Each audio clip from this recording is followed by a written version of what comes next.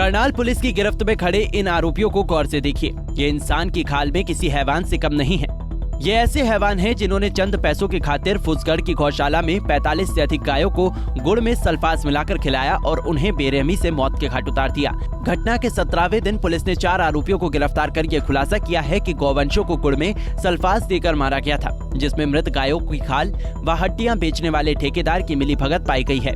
जी हां, पुलिस ने 4 आरोपियों को गिरफ्तार किया है। आरोपियों में शाहबाद का रहने वाला विशाल, करनाल की मंगल कॉलोनी का रहने वाला रजत, जम्मू कश्मीर का सूरज और अंबाला कैंट का निवासी सोनू शामिल हैं। एक आरोपी अमर, जो कि शाहबाद का रहने वाला है, वो अभी तक फरार है, जिसकी तलाश में पुलिस जुटी है। यह आरोपी एक गाय की खाल और चर्बी बेचकर 8 से 10 हजार रुपए कमाते थे और इसके लिए वो रोजाना 4 से 5 गायों को जहर देकर मौत के घाट उतार देते थे। गौशाला में जो है 45 गायें तो एक ही दम मरी थी और उसके बाद भी 4-5 गायें और मरी थी। मतलब करीब 50 गायें 27 तारीख को सुबह मरी थी। और जैसे ही सूचना मिली थी वहाँ मौके पे सारा प्रशासन भी गया था, हम भी मौके पे गए थे। और उसी दिन से हमें ये इस गुत्थी को सुलझाने में कि इतनी ज़्यादा गायें कैसे मरी हैं, सभी गायें का पोस्टमार्टम करवाया गया था। और पोस्टमार्टम रिपोर्ट जल्दी मंगवाने के लिए एसपी साहब ने 2 बार डीओ लेटर्स भी लिखे हैं। और पोस्टमार्टम जब रिपोर्ट आ गई कि उसमें इन गायों को सल्फास जो जहर था वो दिया गया है, तो उसके बाद फिर और हमने अपनी जो जांच को तेज़ किया। सीसीटीवी कैमरे, इनकी कॉल डिटेल्स, लोकेशन और हर एक वो आदमी जो गौशाला से जुड़ा हुआ था, हमने सबसे पूछताछ की बिल्कुल बारीकी से। और लास्ट में फिर हमें पता चला कि ये जो अमित है यहाँ पे, जो डेहा जाति का प्रधान है, इसके रिश्तेदारों ने, अमित ने यहाँ ठेका लिया हुआ है। और जो मृत गाय उठाने का है, उसने यहाँ काम करने के लिए उसका भाई है रजत, एक उसका साला है और एक उसका चाचा है विशाल। विशाल का भतीजा आगे एक अमन है, अमर, और एक सोनू है। ये 5 आदमी यहाँ काम करते थे। 50-50 के पार्टनर थे। एक पार्टनर इनका विशाल था और दूसरा ये अमित था। तो 5 लोग ये लगातार यहाँ काम कर रहे थे। इस काम को करने के लिए उन्होंने यमुना के पास, मंगलौरा के पास काफ़ी ज़मीन भी ली थी, जिसमें हड्डी और उसको खाल उतारने का काम करते थे। तो इनकी इन्वेस्टमेंट, जो इन्होंने अब बताया कि इन्वेस्ट इनका काफ़ी हो गया था। जो विशाल है, पहले भी अंबाला में काम करता था ऐसे ही गाय के मृत पशु उठाने का। और वहाँ इसके साथ था जो वो सूरज नाम का एक लड़का था। वहाँ क्या करते थे, जो आवारा पशु हैं उनको जहर दे देते थे और जब वो मर जाते थे उनकी खाल उतार लेते थे और उनकी हड्डियाँ वगैरह बेचते थे। यहाँ भी फिर इसने, विशाल ने कहा कि वही काम यहाँ करते हैं। ऐसे तो 2-4 गाँव से गायें मरती हैं जैसे रूटीन में, उनसे हमारा काम नहीं होनेगा। फिर ये अंबाला से जहर लेके आया है, वही सल्फास जो रूटीन में देते थे, पाउच हैं सल्फास के। और 1-2 बार इन्होंने रूटीन में दिया है। 26 तारीख को बसंत पंचमी थी। इन्होंने बताया कि दिन में ही दारू पीना इन्होंने शुरू कर दिया था। पतंग उड़ा रहे थे और बीच बीच में दारू पी रहे थे। सारा दिन दारू पीते रहे। शाम को इन्होंने सलाह बनाई कि चलो अब गौशाला चलते हैं और जहर दे आते हैं। फिर ये लेट नाइट थोड़ा सा वहाँ गए। उस दिन इन्होंने 10 पाउच इनके पास रखे थे। जो विशाल ने, इन्होंने बताया कि सारे के सारे पाउच जो है वो 2.5-3 किलो गुड़ था। पहले गुड़ को इन्होंने मैश किया और उसमें वो सारे पाउच मिला दिए। फिर ये 2 मोटरसाइकिलों पे बैठ के, एक मोटरसाइकिल पे 2 और एक मोटरसाइकिल पे 3 बंदे बैठे और फिर गौशाला में गए।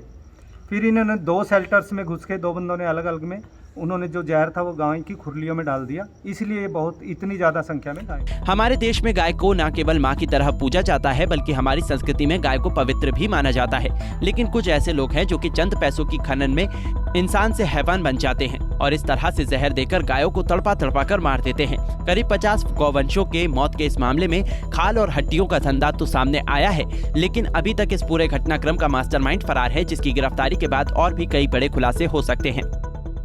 सर, विशाल और सूरज जो जिन पर पहले भी मामला दर्ज है, क्या उनकी गिरफ्तारी भी हुई थी इसी मामले में? नहीं, इस मामले में उनकी, ये तो अब इन्होंने डिस्क्लोज किया है, इस मामले में गिरफ्तारी नहीं हुई। अरे, पेश करने के बाद हम इनका रिमांड लेंगे। रिमांड के दौरान और किस किस की इन्वॉल्वमेंट इसमें है, किस तरीके से इन्होंने इसको अंजाम दिया है, सारी चीजें। इसमें एक और ठेकेदार है जो दीपक नाम है, दीपक मेहरा जिनका नाम है, उसने क्या अमित को हायर किया था या उसकी भी इन्वॉल्वमेंट है इस मामले में कहीं? क्योंकि ये शुरू में ही हमें पता लग गया था कि ये इसने, जो अमित है, कि ठेका किस प्रकार लिया है। जो निगम से जो ठेका था वो दीपक मेहरा का था। दीपक मेहरा ने आगे इसको अमित को दे रखा था।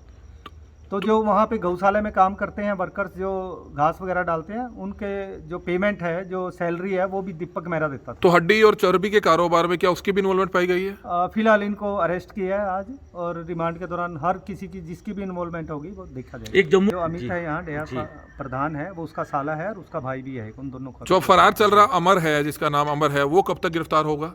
बहुत जल्दी उसको भी गिरफ्तार कर लिया जाएगा और इसके अलावा और भी कोई अगर इन्वॉल्व है उनको भी जल्दी गिरफ्तार किया जाएगा। इसमें जिस तरह से बात आ रही थी सामने की चारे के अंदर कुछ मिलाया गया है, हरे चारे को लेकर, नहीं, वो उस चीज़ पे भी सबसे पहले हमने उसी चीज़ पे काम किया था कि चारे में कुछ होगा, लेकिन चारे वाले से हमने पूछा था जिस खेत से चारा आया था, उसके अलावा और कई जगह उस दिन चारा गया था, हर जगह हमने जाके पूछताछ की थी, तो चारे में ऐसा कुछ तो नहीं दूसरा फोरेंसिक पे जब क्लियर हुआ कि सल्फास दिया हुआ है, फोरेंसिक की रिपोर्ट के बाद ये क्लियर हो गया था कि सल्फास दिया गया है। तो ये चीज़ रिपोर्ट आने के बाद फिर हमने उस तरीके से काम किया कि किसी ने जानबूझ के इंटेंशनली इन गायों को जहर दिया। अब इन्होंने डिस्क्लोज किया है, इस मामले में गिरफ्तारी नहीं हुई। इसके अलावा इसके पास इसके खिलाफ एनडीपीएस के काफ़ी मुकदमे दर्ज हैं जो अभी भी चल रहे हैं, कुछ में ये बरी भी हो गया। ये और भी ऐसे मामलों में शामिल है, ऐसे कई मामले हैं। इससे पहले हमारे यहाँ करनाल में एक इंसिडेंट और हुआ था, उस टाइम भी 9-10 गाय मरी थी नीलोखेड़ी में। उस केस को भी हमारी टीम द्वारा सॉल्व किया गया था और उसमें भी ये जो डेहे थे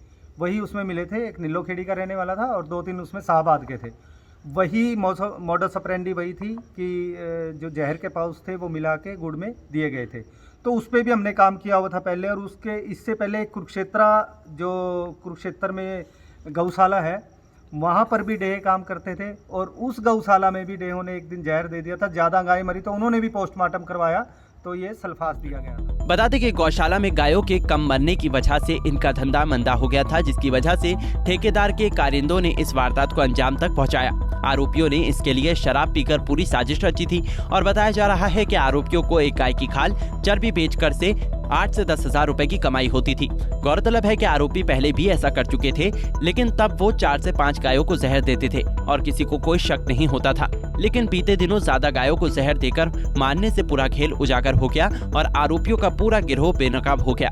तो आपकी इस पूरे मामले पर क्या राय है? इन आरोपियों को क्या सजा मिलनी चाहिए? कमेंट में जरूर बताइएगा।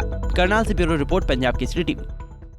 हमसे जुड़े रहने के लिए हमारे YouTube चैनल को सब्सक्राइब करें और नई वीडियो की नोटिफिकेशन के लिए बेल आइकॉन को दबाएं।